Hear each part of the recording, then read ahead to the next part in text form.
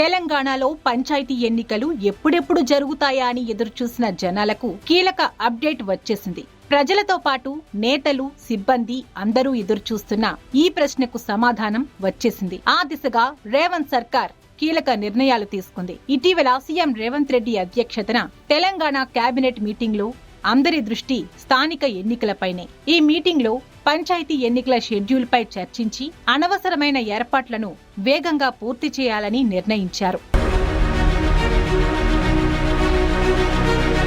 ఎన్నాళ్లగానూ pending లో ఉన్న గ్రామీణ స్థానిక సంస్థల ఎన్నికలకు సంబంధించి ఏర్పాట్లు, చర్యల కోసం అందరూ ఎదురుచూస్తున్నారు. ఆ నిరీక్షణకు ముగింపు పలికేలా గ్రామ స్థాయిలో ప్రజాస్వామ్యాన్ని బలపరిచేలా అడుగులు వేయాలని రేవంత్ సర్కార్ నిర్ణయించింది. అందుకోసం నిధులు, అధికారుల నియామకాలు, ఎన్నికల నిర్వహణ అంశాలను సీఎం రేవంత్ రెడ్డి పరిశీలించారు. ప్రజాపాలన వారోత్సవాలు అయిపోయిన తర్వాత ప్రభుత్వం ఎన్నికలకు సిద్ధం కానుంది.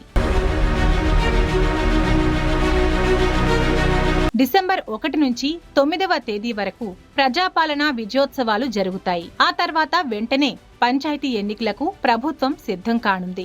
డిసెంబర్ 2వ వారంలో పంచాయతీ నోటిఫికేషన్ వచ్చే అవకాశం ఉంది. ఈ క్రమంలో డిసెంబర్ 10 నుంచి 15 లోపు నోటిఫికేషన్ వచ్చే ఛాన్స్ ఉంది. గ్రామ పంచాయతీలకు 15వ ఫైనాన్స్ కమిషన్ నుంచి దాదాపు 3,000 కోట్ల రూపాయలు రావాలి. కానీ మార్చి 31, 2026 లోపు ఎన్నికలు పూర్తి కాకపోతే ఆ నిధులు మనకు రావు, తిరిగి కేంద్రానికే తరలిపోతాయి. అందుకే రేవంత్ సర్కార్ ఎన్నికల ప్రక్రియను వేగవంతం చేస్తోంది. డబ్బు పోతే ఆయా గ్రామాలు నష్టపోతాయి. ఇప్పటి వరకు 23% రిజర్వేషన్ ఉంది. దాన్ని పెంచి 42% చేస్తున్నారు. అది కూడా పార్టీ పరంగా అమలు చేయనున్నారు. కాంగ్రెస్ అభ్యర్థులు పోటీ చేసే చోట కనీసం 42% బీసీలకు టిక్కెట్లు ఇవ్వాలని చూస్తున్నారు. అవసరమైతే 60% వరకు ఇవ్వొచ్చని అంటున్నారు. ఇప్పటికే ఎమ్మెల్యేలు, ఇన్ఛార్జీలకు ఆదేశాలు జారీ చేశారు. కానీ ఇక్కడ ఓ చిన్న ట్విస్ట్ ఉంది. సుప్రీంకోర్టు, హైకోర్టు రూల్ ప్రకారం రిజర్వేషన్లు 50% దాటొద్దు.